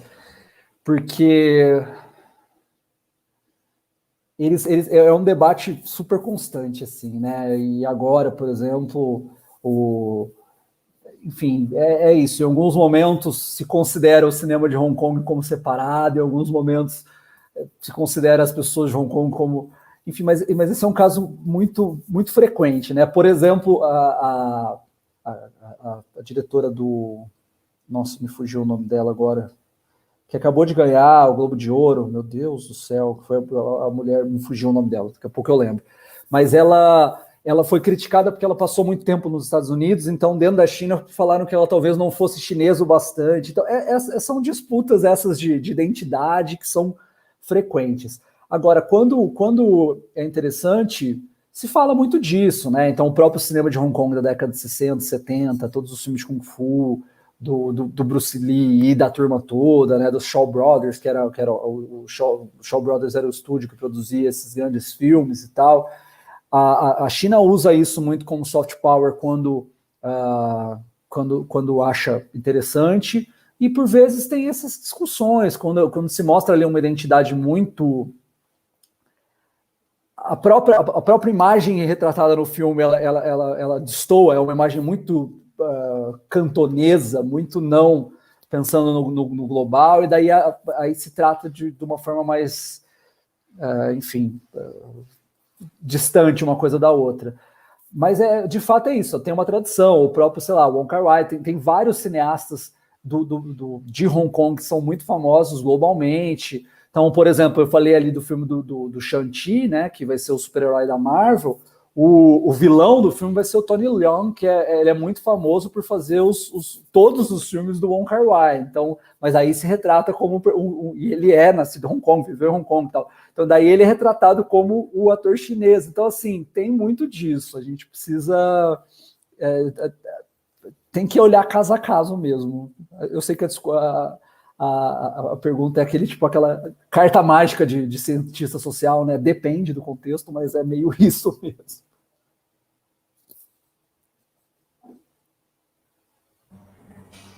Bom, a gente vai... A última pergunta, eu vou me abusar do direito de moderador e de apresentador e vou fazer a última pergunta para o Paulo. Ô Paulo, uma curiosidade que eu tenho, porque eu nunca parei para poder pesquisar isso, mas eu estava reparando na sua apresentação que você estava falando que teve uma empresa chinesa que socorreu uma estadunidense que estava passando, dessas produtoras, né, dessas grandes produtoras. E aí eu queria entender o seguinte, você tem observado como é que está acontecendo isso? Você tem outros casos? Como é que essas coproduções estão sendo negociadas? Se está ocorrendo mesmo, de fato, uma incorporação, um processo de fusão entre essas grandes produtoras principalmente dessas grandes produtoras, né, que algumas passaram por um momento de dificuldade, começaram a ser socorridas, e não tiveram nenhum aparato, né, nenhum socorro por parte do próprio Estado, que não era nem interesse do pessoal lá, e aí não só as chinesas, mas outras vieram também, né, para poder entrar nesse setor. Você tem alguma informação sobre isso para poder contar para a gente? Isso é muito bom, é uma boa lembrança. Eu passei correndo nesse ponto para tentar cobrir mais coisas, mas esse no próprio texto da professora Nicocas, né, do Hollywood Made in China, é um dos relatos que ela faz nessa dinâmica do Hollywood Made in China. Um dos aspectos é a crescente entrada das empresas chinesas em Hollywood, seja investindo em estúdios. Então, por exemplo, empresas chinesas compraram, que era a Dalian Wanda, comprou o Legendary Studios, que é quem produz, sei lá, desde o Jurassic Park até vários outros, sei lá, a Ilha da Caveira, que é o último do King Kong, antes desse agora do King Kong, mas... Então, assim, vários desses filmes têm sido produzidos por produtoras que agora são chinesas. Além disso, a própria Dalian Wanda também comprou um pedaço muito grande da AMC, que é a maior cadeia de cinemas dos Estados Unidos. Então, como se fosse aqui as nossas, o Cinemark e tal, uma coisa assim que tem em todo shopping. O capital majoritário, por algum momento, eu ainda não sei se ainda está, porque houve um backlash, aí houve uma resistência por parte dos senadores e dos congressistas dos Estados Unidos, inclusive, e houve um problema interno também. Alguns desses investimentos começaram a ser questionados dentro da China, com uma questão, sei lá, de evasão de divisas, e o Xi Jinping também não gosta muito quando começa a ter muito... Esses debates são bem interessantes. O próprio Jack Ma é um desses casos, né? Então a Alibaba tem a Alibaba Pictures, a Tencent tem a Tencent Pictures, e elas investem muito. Então aquele filme que eu mencionei, o caso do Top Gun, que era das produtoras era a Tencent. Não é que a Tencent empresa estava colocando dinheiro, é que a Tencent Pictures é uma das produtoras, e assim vários filmes. Você começa a olhar muito dos filmes, e vários deles que não tem tema político, porque tem uma questão financeira mesmo aí, né? E aí, em 2016, tem um caso bem curioso, que 16 congressistas dos dois partidos, então foi uma coisa bipartidária nos Estados Unidos, mandam uma carta para o Controlador-Geral da República dos Estados Unidos, pedindo que tivesse um maior controle, né, um maior oversight sobre essas questões envolvendo investimentos em áreas de soft power. E aí se menciona exatamente o caso da Dalian Wanda comprando a Legendary. Então eu acho curioso o caso de... Por isso que eu falo que eu fico um pouco irritado quando me falam, não tem que estudar soft power. Eu sei que o conceito tem problemas, mas assim, quando aperta e as pessoas precisam falar desse poder cultural, o pessoal recorre a ele, né, a esse conceito. Então eu acho que vale a pena entender ele sabendo das contradições. Ele foi pensado para o caso norte-americano, Nye não estava falando de ninguém, outro país que não os Estados Unidos. Então ele tem problemáticas mesmo, mas quando apertou a água ali, os senadores, os congressistas falaram, olha, tem que investigar isso, porque... e agora, os filmes que vão ser vistos no cinema dos Estados Unidos, na AMC, vão ser determinados pelos chineses, o que é muito curioso, né? Então essa é uma parte dessa dinâmica, o que a Nicocas fala que por isso que é Hollywood Made in China, porque as empresas chinesas dentro dos Estados Unidos estão começando a fazer esses filmes, né? O que é bem interessante. E tem um argumento, daí para eu concluir já a minha fala, tem um argumento que eu gosto muito desse poder. Dentro da minha pesquisa, eu trabalho com referenciais teóricos um pouco mais pós-estruturalistas, no sentido de que a linguagem tem poder, né? Então as imagens têm poder, então se constrói imagens positivas ou negativas por meio de cinema. Então eu acho interessante que não tenha vilão. Assim, a gente tem que investigar quando deixa de ter vilão chinês, porque se tiver havendo censura, a gente não gosta de censura. Mas ninguém quer que tenha uma volta para vilão caricato chinês, porque eu não quero que tenha vilão caricato de lugar nenhum, porque isso contribui para sinofobia, xenofobia, vilão alemão falando com sotaque. A gente não gosta de nada disso, de lugar nenhum. Então eu não quero que haja uma volta disso. Por outro lado, se as imagens contribuem para que a gente forme a nossa visão de mundo, se mudar essa representação da China nos Estados Unidos e nos filmes hollywoodianos, no Brasil 80% do nosso mercado é dominado por filme hollywoodiano, talvez mude a nossa também. Então a gente tem que ver isso e estudar isso. Eu acho que são temas importantes da gente prestar atenção enfim, tanto para a nossa formação como indivíduo, quanto para a nossa formação acadêmica. Por isso que eu acho que vale a pena ver. E aí envolve de tudo, envolve a questão mais cultural e envolve questões econômicas, que sempre envolve, né? Muitos desses investimentos, eles são pura e simplesmente de ganho de capital. Então vale a pena se atentar para a dimensão econômica, para a parte de indústria criativa e tal. Mas é isso, espero ter respondido. Não, foi fantástico. Assim, para a gente terminar, para não ficar um negócio muito cansativo para todo mundo, eu estava lembrando eu fico pensando nessa questão dos vilões, né? Tem um 007, dos antigos ainda, que eles retratam um vilão norte-coreano, mas ele tem uma mudança facial e eles retratam ele como se ele fosse um britânico, né? Na verdade, ele não é nem britânico, né? Ele é de uma outra nacionalidade, mas com a sede das empresas dele no Reino Unido, mas ele trafica, entre aspas, né, diamante, mas o objetivo dele é uma arma, né? Então, assim, enredo de filme de 007, obviamente, é uma coisa, né? Ele vai trazendo elementos, mas o norte-coreano, ele só é retratado como norte-coreano nos primeiros 15 minutos do filme. E depois ele faz uma transformação facial que ele vira um ocidental, né? Uma figura branca, do cabelo liso, claro, com olho claro, que é fantástico, né? O tipo de retrato que eles colocam para um vilão que era para ser norte-coreano, né? O próprio primeiro 007, que é o Dr. No. Então, até quando eu estava na IAS em 2019, eu vi uma apresentação muito interessante, que era No More Dr. No. Então, falando que não existiriam mais vilões como Dr. No, que era isso. Será que a gente vai ter... E é bom que não tenha, nesse sentido, né? Então, os Fu Manchu da vida, né? Essa ideia o Said se retorce quando acontece cada coisa dessa, né? Tem um orientalismo horroroso ali, então é bom que não tenha mesmo, né? Mas agora é o politicamente correto, que seja, fique bem quieto, ninguém quer ver representação escrota de país nenhum. Agora, se tiver nesse sentido tendo autocensura, daí a gente tem que repensar. Agora, se a autocensura for para fazer vilão escroto, isso chama bom senso, né? Então é bom que você mantenha isso. Não, sim, claro. E aí a última fala de verdade mesmo, antes dos agradecimentos, é que eu tenho reparado, toda vez que eu paro para assistir um filme, eu vou procurar para ver quem são os associados, né? Assim, a origem das empresas que estão associadas. Isso me interessa muito. Obviamente é um viés de um economista procurando ver de onde está vindo dinheiro, né? Porque aquilo ali roda muito dinheiro, é uma enormidade de dinheiro que está envolvido naquilo. Mas eu tenho reparado assim, né? Austrália, Estados Unidos, Reino Unido, China, esses países têm... obviamente, se a gente começar a ir para a produção da Índia, aí vai ter um outro tipo de estrutura de capital. Mas é impressionante como é que eles estão fazendo, essas empresas a coprodução virou uma normalidade, né?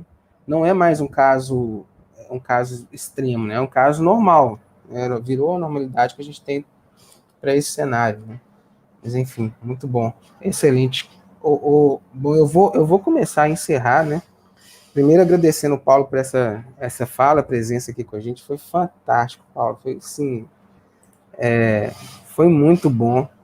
Pessoal aqui, eu tô acompanhando aqui, né, a gente num espaço e o pessoal do YouTube num outro espaço, vendo os comentários.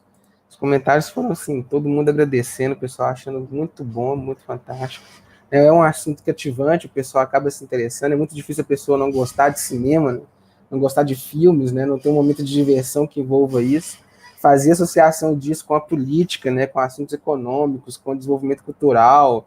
O caso da Coreia do Sul, tem alguns orientandos de Coreia do Sul, o pessoal, olha, antes de pegar e estudar a Coreia do Sul, vai entender as reformas estatais, né? Vai entender como é que o governo sul-coreano fez para poder rodar o processo todo, que é sensacional, né? É de uma riqueza imensa.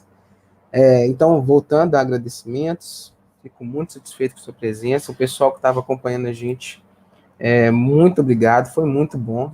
Nosso primeiro evento, a gente está aprendendo algumas coisas, mas daqui a pouco a gente vai melhorando. E é assim mesmo, aprendendo fazendo, tá no processo, né?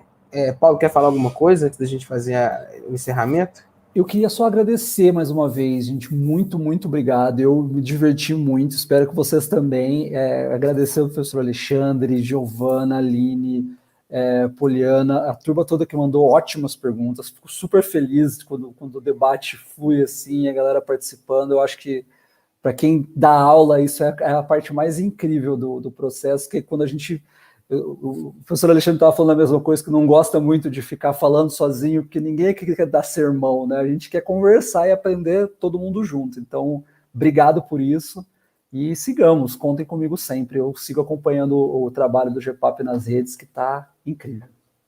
Muito bom, obrigado. Eu agradeço em nome do GPAP inteiro, em meu nome, obviamente, mas em nome das meninas que ajudaram muita gente nisso. Bom, pessoal, então é isso. Eu vou encerrar, a gente vai encerrar a transmissão agora, reiterando os agradecimentos, né? Poliana, pode encerrar.